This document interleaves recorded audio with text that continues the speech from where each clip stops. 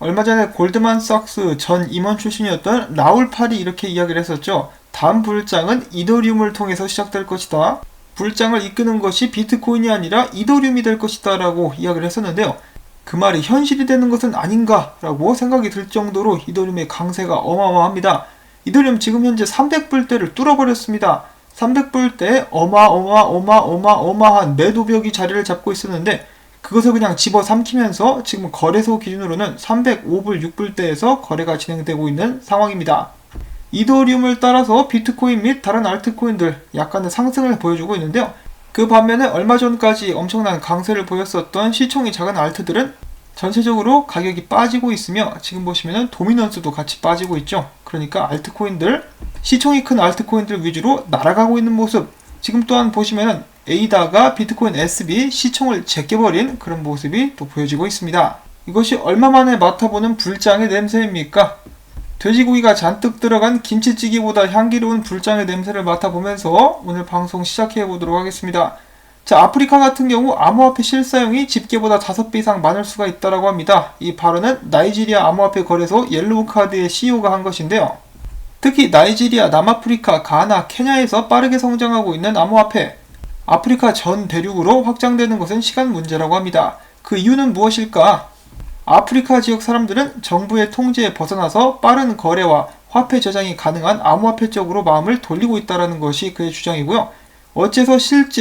그렇다면 어째서 암호화폐 실제 거래량이 5배에서 6배 정도 보고된 것보다 많은지 그것에 대해서는 바로 아프리카에 있는 많은 사람들이 왓츠앱이나 텔레그램, 비공식 장외 거래를 통해서 암호화폐를 거래하고 있기 때문이다 라고 이야기를 했는데 이동하는 자금만 놓고 보면은 그 액수가 5배에서 6배 정도 더 크지 않나라고 예측을 해보고 있는 것입니다.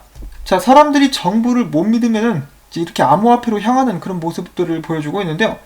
지금 전 세계적으로 정부에 대해서 반하는 그런 움직임을 보여주는 나라들이 많이 있기 때문에 암호화폐에 관련된 수요는 더욱더 늘어나게 되지 않을까 싶습니다. 자, 그 다음에 아마존사나 스트리밍 플랫폼이 있죠. 대한민국에 아프리카가 있다라면은 외국 쪽에는 트위치라는 것이 있는데요. 유튜브도 있고요. 여기에서 비트페이를 통해서 암호화폐로 구독을 할 경우에 10%를 할인을 해준다라고 하네요.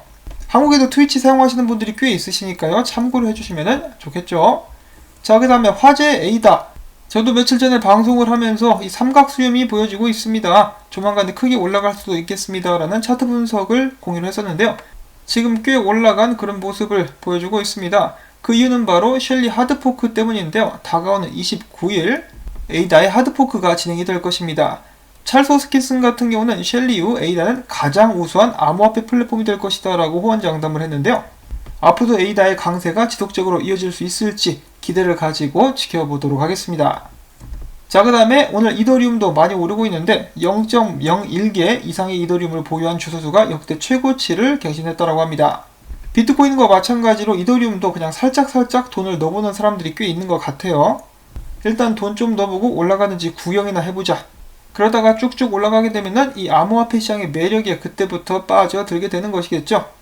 자, 아무튼 이더리움 같은 경우 그 전에 분석가들이 이야기를 하기를 288달러를 넘으면은 300달러까지도 넘볼 수가 있다. 320, 366, 350 이렇게 갈 것이다 라고 예측을 했었는데요. 지금 넘어갔습니다. 한참 동안 넘어갔는데 분석가들은 사실 350이 아니라 400달러까지 보고 있었습니다. 자, 과연 이더리움이 단기간 안에 400달러까지 가게 될 수 있을 것인지 엄청나게 관심이 많이 모아지고 있는데요.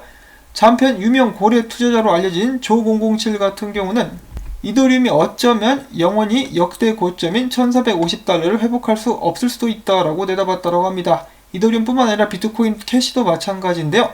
그 이유가 있다고 합니다. 그 이유는 바로 쉽게 흔들리고 빠르게 수익을 내기를 희망하는 투자자들은 이더리움 혹은 비트코인 캐시보다 변동성이 큰 알트코인, 최근에 큰 난리를 내고 있는 디파이 관련 코인들이 여기에 속한다라고 볼 수가 있겠죠.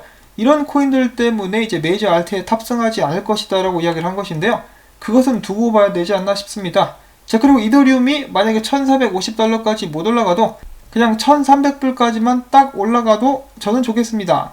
자, 그 다음으로 이어서 와이스 크립토 레이팅스가 말하기를 체인링크가 크립토 혁명의 중심이 될 것이다 라고 이야기를 한 것인데요. 체인링크와 더불어 가지고 엄청나게 주목을 받고 있는 기술이죠. 바로 오라클 기술인데, 오라클 기술은 혹시라도 모르시는 분들이 계실까봐 말씀을 드리자면 블록체인 밖에 있는 데이터를 블록체인 안으로 가져오는 것을 일컫는 것입니다.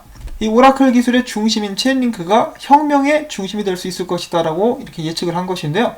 와이스레이팅스 같은 경우는 전에 에이다와 이더리움을 치켜 세우고 이오스를 겁나게 까댔었죠. 그래서인지 모르겠는데 최근에 이오스가 많이 기가 죽었습니다. 그렇지만 어떤 분석가는 이렇게 이야기를 하기도 하고 있는데요. 이오스 지금이 살 자리다, 지금이 매수 자리다, 바닥을 찍었다라고 예측을 하는 것 같죠. 자, 과연 이오스가 기운을 차리고 다른 알트코인들과 함께 달릴 수 있을 것인지 지켜보도록 하겠고요. 그 다음으로 최근에 여러 메이저 알트코인에 많은 자금들이 유입되는 것을 확인을 해볼 수가 있었습니다. 라이트코인 3,800만 달러, 에이다 1,900만 달러, 이더리움 1,600만 달러가 유입이 됐다라는 것인데요. 유입이 됐다라는 것은 가격 펌핑이 온다라는 것을 의미하는 것이겠죠. 자, 그 반면에 많은 사람들의 엄청난 기대에도 불구하고 비실거리는 모습을 보여줬었던 테조스 같은 경우는 돈이 좀 많이 빠져나가는 그런 안타까운 모습을 보여주고 있습니다. 자, 그 다음으로 오늘 좀 흥미로운 트윗이 한 가지가 올라왔습니다. 베리 실버트가 Are you ready? 라는 그런 트윗을 남긴 것인데요. 이 조만간에 불장이 올 수 있다라는 것을 의미하는 그런 트윗이 아닌가라고 해가지고 많은 사람들이 열광하고 있습니다. 저도 그렇고 여러분들도 그렇겠지만은 이 제대로 된 불장 오랫동안 기다려왔죠. 좀 가자 진짜. 그 다음으로 이어서 비트코인 10개 이상을 가진 이 부자 지갑이죠. 부자 지갑들 숫자가 사상 최고치를 갱신을 했다라고 합니다. 물론 이 지갑 중에 주인이 한 명인 여러 개의 지갑이 있을 수도 있는데 그 반면에 비트코인을 매집하기 시작한 사람들도 꽤 있지 않을까라고 예상을 해봅니다. 자, 그 다음에 아주 재미있는 분석 한 가지가 나왔습니다. 캐프리올 인베스트먼트의 분석가 찰스 에드워즈가 이렇게 이야기를 한 것인데요. 미국에 있는 은행들이 투자, 위험 회피 또는 보험 등의 목적으로 자산의 1%, 2%도 아니고 1%만 투자를 한다라면은 비트코인 가격이 현재보다 2배 이상 오를 수 있다. 거의 전고점 가까이 올라갈 수가 있다라는 소리인데요. 딱 1%씩만 미국에 있는 은행들이 비트코인에 돈을 넣어주면은 정말 좋겠다라는 생각을 해봅니다. 미국 은행들이 돈을 넣으면은 다른 나라에 있는 은행들도 돈을 넣겠죠. 그러면 미국 사람들도 돈을 넣는 동시에 다른 나라에 있는 사람들도 비트코인에 돈을 넣게 되지 않을까. 도미노 현상, 세상에서 가장 멋지고 아름다운 도미노가 될 수 있기를 바라봅니다. 자, 이더리움은 열심히 달려주고 있는데 비트코인은 강력한 저항선인 9,700달러를 넘을 수 있을까? 지금 그 경계에서 넘었다가 못 넘었다가 왔다 갔다 하고 있는데요. 어떤 분석가들은 또 이렇게 이야기를 하기도 하더라고요. 주말 동안에 오르는 것은 사기 펌핑일 가능성이 있다. 올라가는 척하면서 또 쭉 내릴 수가 있기 때문에 조심해야 될 것. 과연 이번에도 그런 식으로 구라 펌핑인지 아닌지 한번 지켜보도록 하겠고요. 지금 현재 많은 분석가들이 보고 있는 자리는 9,800불 자리입니다. 9,800불 저항선이 있는데요. 여기까지는 좀 무난하게 갈 수 있지 않을까라고 기대를 하고 있는 상황. 이런 식으로 거대한 W이자 컵이 만들어지고 있는 상황입니다. 자, 그와 동시에 오랜만에 듣는 이름 CME 갭인데요. CME 갭 중에 하나가 11,500불 달러 여기 있는 사이에 이쁘게 자리를 잡고 있습니다. 이대로 이렇게 뚫고 올라가가지고 여기까지 갈 수 있도록 노력을 한번 해봐야 되겠죠. 그러면서 더 높은 고점까지 기록하는 쾌거를 비트코인이 이룰 수 있기를 바라봅니다.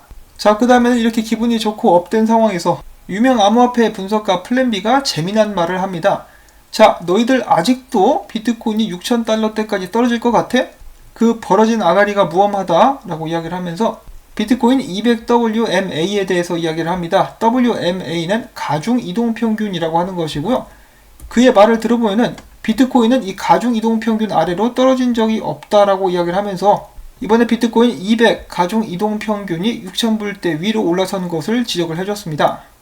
그리고 현재 매달 200달러 정도씩 상승을 하고 있다는 것인데요.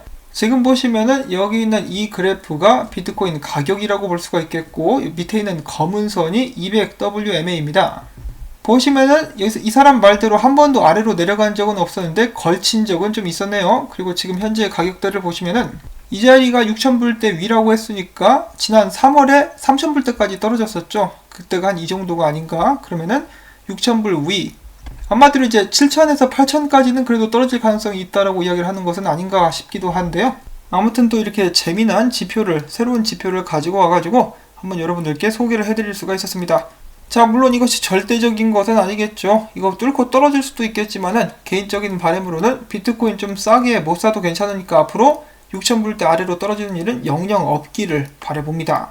정말 오랜만에 기분 좋은 주말을 맞이하고 계실 것 같은데요. 이대로 강세가 쭉쭉 계속돼서 정말로 비트코인이 1,500불 넘고 다른 알트코인들도 많이 상승해가지고 기분 좋은 불장이 다가올 수 있기를 바라보고, 그리고 무엇보다 여러분들 언제나 그렇지만은 투자는 절대로 무리해서 하는 일이 없으시기를 바랍니다. 자, 오늘 열심히 준비를 해본 영상 여러분들께 도움이 되셨다면은, 그렇다면은 이 토마토밭에 물주기 여러분들께 부탁을 전해드립니다. 여러분들의 도움이 있어야만 저도 계속해서 이 채널을 유지할 수가 있기 때문에 광고 보기, 좋아요 다시 한번 부탁을 전해드리면서 전 다음에 새로운 소식 가지고 인사를 드리겠습니다. 행복한 하루 되시기를 바랍니다. 안녕히 계십시오.